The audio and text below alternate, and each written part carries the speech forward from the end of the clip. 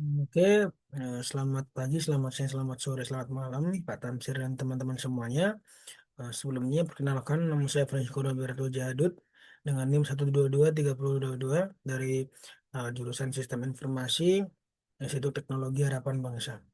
Di sini saya akan melakukan review paper untuk pemenuhan tugas dan nilai dari mata kuliah MPSI atau Manajemen Proyek Sistem Informasi.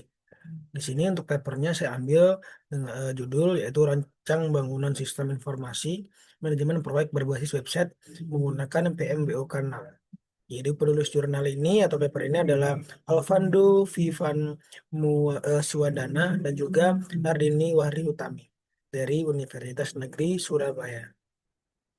Untuk latar belakang dan juga permasalahan di paper ini dijelaskan bahwa PT Teknologi Mandala Kreatif atau Intif Studio adalah perusahaan teknologi informasi yang fokus menangani proyek website, aplikasi mobile, dan juga virtual event. Dan ini terdapat dua masalah yang pada paper ini. Di masalah pertama adalah pemantauan perkembangan proyek dinilai tidak efisien karena masih mengandalkan catatan manual dari project manager yang sangat beresiko jika catatan tersebut hilang. Dan juga masalah keduanya adalah dokumentasi proyek belum tertata rapi karena hanya mengandalkan penyimpanan di komputer lokal dan sehingga rentan mengalami kehilangan data.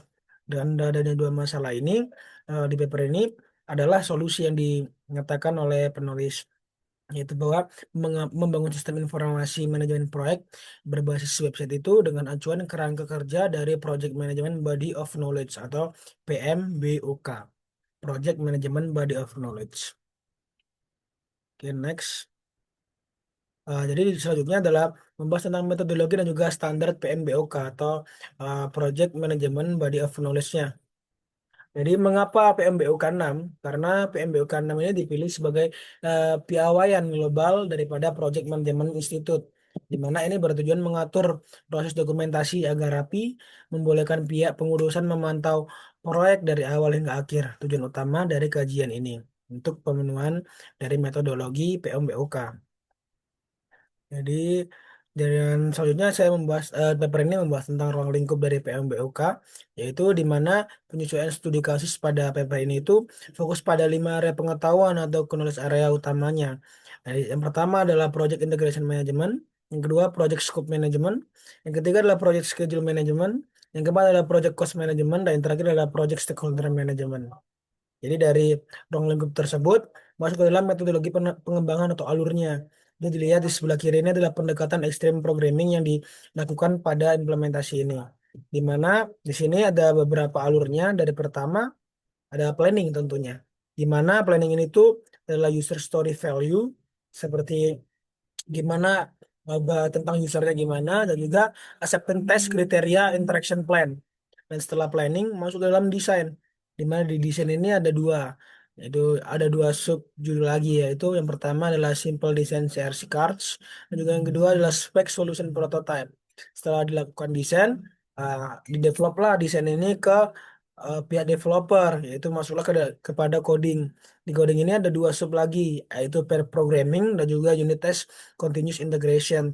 Dan juga unitnya di coding ini tuh ada namanya refactoring, di mana bila coding tersebut bermasalah atau seperti apa bisa melakukan refactoring. Kembali lagi ke eh, metode coding. Setelah udah melakukan coding, maka eh, penulisan code itu dimasukkan kepada pengujian atau tes. Di tes ini ada dua, seperti halnya coding tadi. Di sini juga ada unit test continue integration. Dan juga satunya lagi adalah UAT yang sering kita dengar, yaitu unit acceptance testing. Setelah 4 alur ini selesai, masuklah kepada rilisnya dengan berupa software increment project velocity computed. Jadi pembuatan sistem manajemen proyek ini tuh mengembangkan metode agile dengan pendekatan mode extreme programming atau XP. Jadi terdiri dari 4 tahapan eksekusi yang sudah saya jelaskan tadi, seperti planning, perencanaan, desain, juga coding, penulisan kodenya, dan juga testing, pengujiannya. Lanjut kepada perancangan sistem dan juga basis datanya. Bisa dilihat pada sebelah kanan adalah gambar diagram konteksnya. Di sini tuh jelaskan bahwa aplikasi ini tuh diakses oleh dua level akun hak akses. Seperti hak akses utama, yaitu sebagai project manager sebagai admin, pengelola data, dan juga eksekutif sebagai user pemantau proyeknya. Dan juga alur ini itu dari sistem DFD level 1 yang sudah dirangkum menjadi 11 proses utama dari fase login hingga logoutnya yang dikelola melalui 8 tabel database pendukung seperti tabel proyek, tabel dokumen, dan tabel-tabel pendukung lainnya. Setelah dari perencanaan sistem dan juga basis datanya, kita masuk pada implementasi fase perencanaannya. Pada gambar sebelah kiri itu dijelaskan tentang proyek charternya seperti apa. Jadi fase inisiasi ini tuh dimulai dengan pendataan awal atau develop project charter serta identifikasi pihak-pihak terkait atau identify stakeholdernya. Setelah melakukan fase inisiasi, masuklah kepada fase perencanaan. Itu digunakan untuk memetakan ruang lingkup skopnya, penentuan jadwal tenggat waktunya, schedule, dan juga rincian alokasi biaya kosnya dari setiap proyek yang dikerjakan. Setelah implementasi fase perencanaan, kita masuk pada implementasi fase eksekusi dan juga pemantauannya.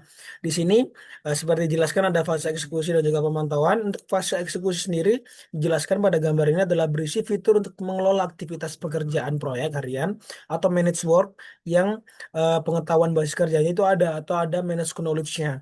Dan kedua, itu tentang fase pemantauannya, yaitu tentang fitur ini memungkinkan pengawasan atau kontrol secara menyeluruh terhadap target scope, deviasi jadwal, dan juga anggaran biaya proyek atau cost agar tetap terukur. Ini adalah implementasi fase eksekusi dan juga pemantauan.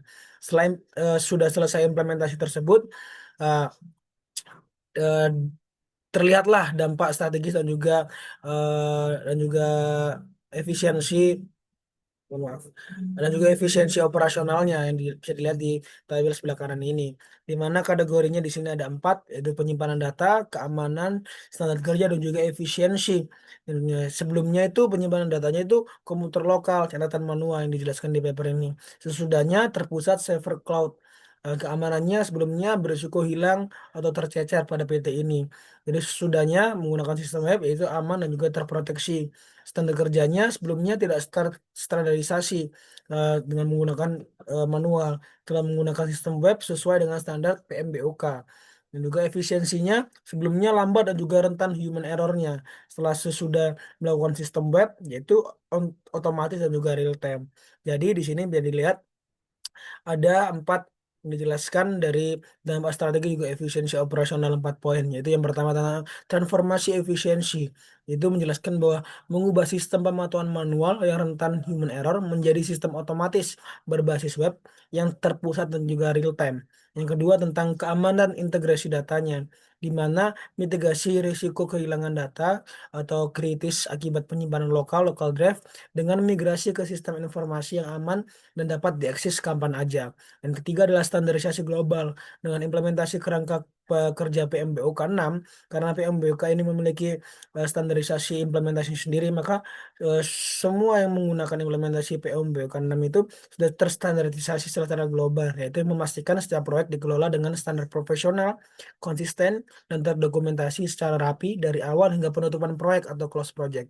Dan yang keempat, yang terakhir, dari dampak strategi dan juga efisiensi operasional, poin keempat ini adalah pengambilan keputusan berbasis data, di mana project manager kini memiliki visibilitas penuh terhadap scope, jadwal, dan juga biaya, memungkinkan pengambilan keputusan yang lebih cepat dan juga akurat. Setelah itu, saran pengembangan di masa depannya seperti apa? Di sini ada 2 poin yang dijelaskan di paper ini untuk saran pengembangan di masa depannya. Yang paling pertama, dari aspek aplikasi mobilnya, di mana sistem perlu dikembangkan dalam bentuk aplikasi mobil dan menambah level penggunanya.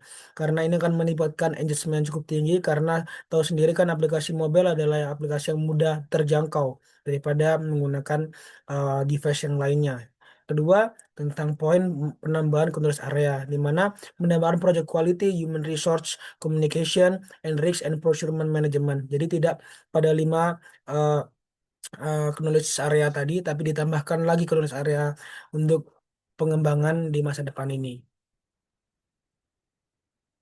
Jadi kesimpulan dan juga hasil dari pengujian dari paper ini itu dijelaskan bisa dilihat di tabel sebelah kanan ini atau tabel pengujian sistem yang dijelaskan di paper ini, di mana ada fungsi dari project charter, identify stakeholder, planning scope, planning schedule, planning cost, planning stakeholder, monitoring scope, monitoring cost, monitoring stakeholder, monitoring schedule, sampai close project, itu memiliki keterangan atau indikator berhasil secara keseluruhan. Jadi, sistem informasi manajemen proyek ini tuh sukses menerapkan metode Agile atau XP dan juga pencakup 5 knowledge area dari pedoman PMBOK. Jadi, sistem ini tuh membantu PT Tekno Mandala yang bisa dijelaskan tadi atau objek yang dibahas dari paper ini untuk mengelola, mendokumentasikan dan juga memantau proyek hingga dinyatakan tertutup atau selesai atau close project istilah dari implementasinya. Jadi pengujian fungsional ini tuh sistem dilakukan menggunakan metode black box testing dengan hasil akhir sistem dapat berjalan dengan baik dan tidak terjadi error pada saat digunakan. Jadi mungkin itu saja presentasi review paper saya untuk paper kedua ini untuk pemenuhan tugas dari manajemen proyek sistem informasi dari jurusan Sistem Informasi Institut Teknologi Harapan Bangsa. Saya Francisco Roberto Jadut, terima kasih. Mohon maaf apabila ada salah-salah kata dan hal yang masih kurang. Terima kasih, selamat malam.